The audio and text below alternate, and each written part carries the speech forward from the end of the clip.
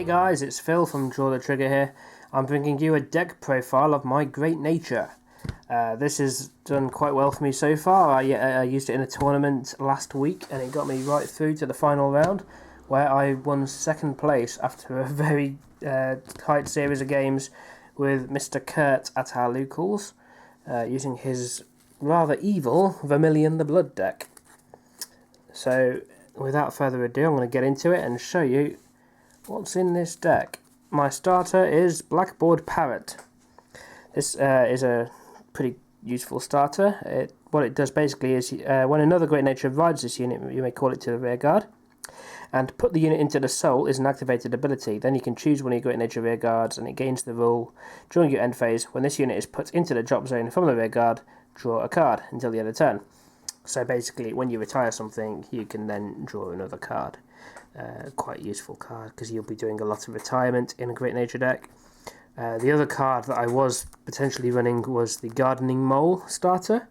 It does largely the same thing, except instead of drawing a card when once retired, you put the Gardening Mole into the soul and then you call the card that was retired back to your hand, so you can play the same one again. I like this because it gives you a little bit more of a chance of pulling into something new, because early game you might not have the cards you want. Onto the trigger lineup.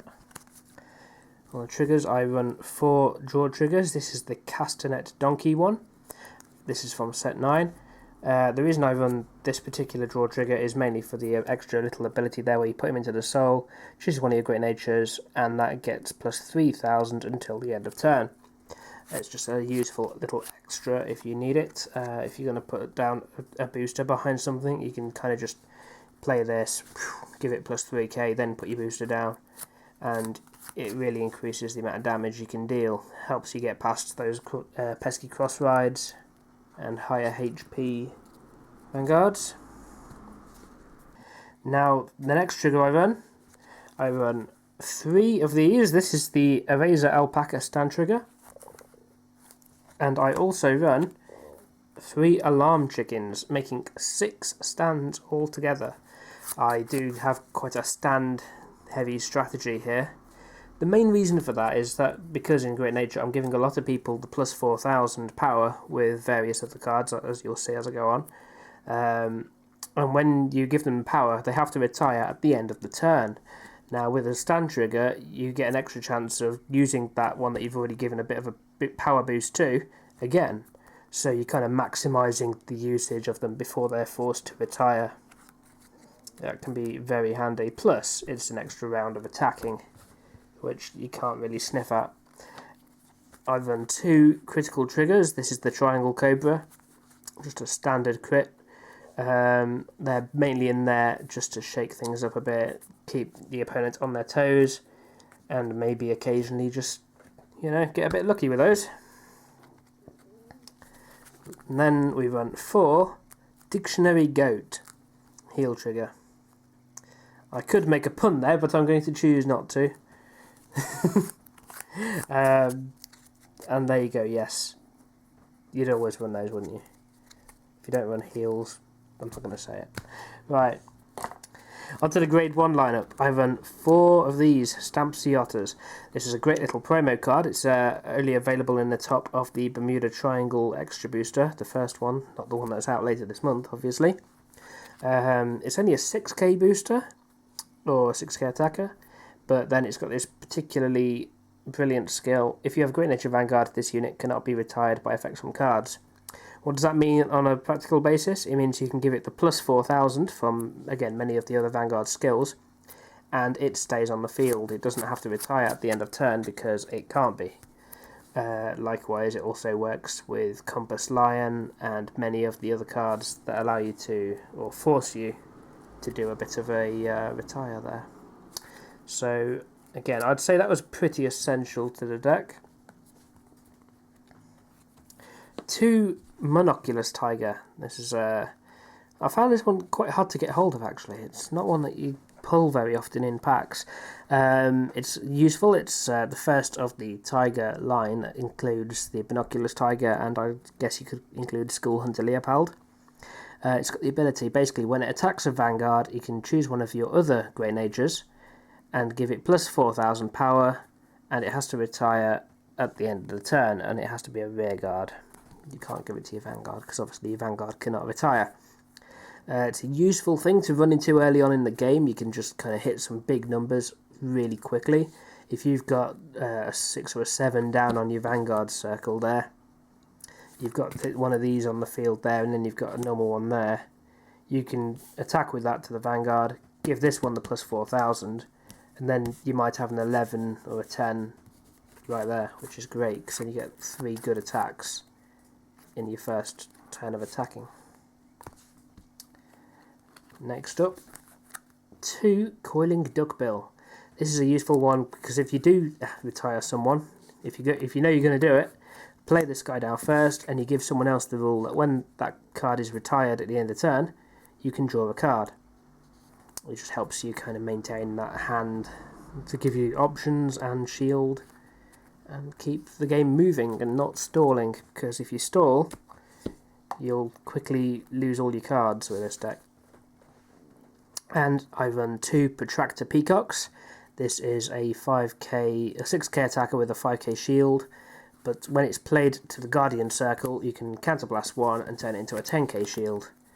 Mainly used for stuff like Silent Tom, where obviously you can't use your 10k or your 5k grade 0s to block.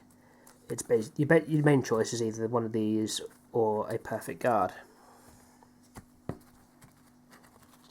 Speaking of which, there's some Perfect Guards. 4 Cable Sheep. Very useful cards. Everyone should probably consider running 3 or 4 of these in a deck. Very nice. And again, in a pinch, you can still kind of play these to the field if you need to. It's not such a big deal because, again, you can give it plus 4,000 and you've got yourself a 10k fairly easily. So I'd definitely suggest getting hold of those. Onto the grade 2 lineup. I run 4 Binoculars Tiger. Again, this is a staple of my deck. Wouldn't be without it. It's the same as the Binoculars Tiger, but it's a 9,000 instead of a 7,000, and it's a grade 2. When it attacks, give someone else plus 4,000 power, and they have to retire at the end of turn. As a rule, you'll want to probably just do this to the Stamped Sea Otter, because obviously it's not going to retire at the end of the turn, and you're getting yourself an easy 10k booster. You do have to watch out though, because your opponents will be trying to take these guys out, because they are like the fundamental power boosters of the deck, and that's why you want to run 4 of these guys, because sometimes they will just get taken out. If they're attacking it for 30,000, you're not going to want to throw down the shield to protect it, you just want to pull into another one. With 4, you should have 1 in your hand most of the time. 3 10k vanillas, the Geograph Giant. Not a lot to say about that. It's quite an old card. It's from set 2, I believe. As is the 8k vanilla, which I don't run. 2 Compass Lion. It's an 11k grade 2. The cost of which means that basically it's got this little rule down here. At the beginning of your end phase, choose one of your rear guards and retire it. Now that's not a cost. It can attack even if you don't do that. If you haven't got any other rear guards, or if you have a Stamped Sea Otter, then you might not end up retiring something. Although you probably, if he's the only rear guard, presumably you would have to retire him, because it doesn't say one of your other rear guards. So if you've just got this guy on the field and nothing else, he's going to be going at the end of that turn. Not necessarily awful. If you've used a Coiling Duckbill with this guy, then you're going to retire him, but then you're going to draw a card again straight away, so that's okay. And last, for the grade 2s, I run 2 Globe Armadillos. Basically just again your 10k interceptor. Very nice little card. You can make it a 12k with a boost of 4,000 from any of the cards that do so, and it's just it just helps you kind of stay in the game when they're hitting bigger numbers. Throw one of them down, intercept with one of them and throw a 10k shield down, and all of a sudden you might have a 30,000 defense, which is nice. Grade 3s, I run 3 Magnet Crocodile. It's a 10k that gets plus 2 when it attacks a Vanguard. That's quite a steady one for the rear guards. Most of the time I'll only have one of these on the field because I'll want a Binoculars Tiger in the other front row slot. But what this means is basically being a 12k when he attacks a Vanguard, if you boost him with a Binoculars Tiger, then you've got a 16, which forces a 10k shield out of 11k Vanguards. And if you give it another plus 4,000, then you're hitting for 20 very, very easily. So yeah, he's a very useful little card, that one. I run 2 of these. This is like my backup Vanguard, Skull Hunter Leopold. A very, very good card in its own right. It basically has the same ability as the Binoculars Tiger, but it only works from the Vanguard circle to give someone plus 4,000 and make them retire at the end of the turn. And he's got a limit break, which means that when something is retired, you can counterblast 1 to call it to an open rear guard. It's quite useful, but it's not the main focus of this deck. I tend to run into him before I run into my main Vanguard. Kind of just keep things going with high numbers until I get the one I want. And then the main Vanguard of the deck is this, Battler of the Twin Brush Polaris. He is an absolute beast, and he's only a double R, believe it or not. What does he do? Well, he's got a limit break, which is absolutely awesome. When this unit attacks a Vanguard, you may pay the cost. If you do, choose another of your Great Nature rear guards, stand it, and that unit gets plus 4,000 until the end of turn. At the end of that turn, retire that unit. Now, that is really good. If you've, say, you had your Magnet Crocodile down on the field here, let me get that. You've used a Binoculars Tiger and given it plus 4,000. You attack unboosted for 16 to the Vanguard. Then you do this, you pay the limit break, stand that up, give it another 4,000, and there you go, it's getting a second attack and it's hitting for 20. And that time you'd probably use the booster as well, which can be an absolute killer combo. People will not like you for using that. And there's a motorbike. His other ability is the constant one there. Look, when it attacks a Vanguard, this unit gets plus 3,000 until the end of battle. All this stuff only works from the Vanguard circle there. But yeah, absolute beast of a card. I definitely suggest trying a Polaris build if you're a Great Nature player.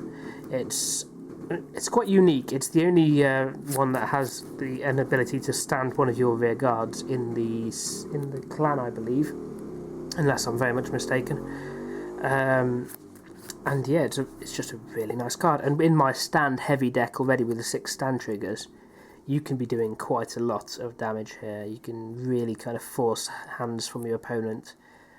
Even if they get through like one of your ultimate turns, they're going to be throwing down a heck of a lot of shield. And that's basically it. That's my Great Nature deck as it is. And if you're watching this, when will you be watching this?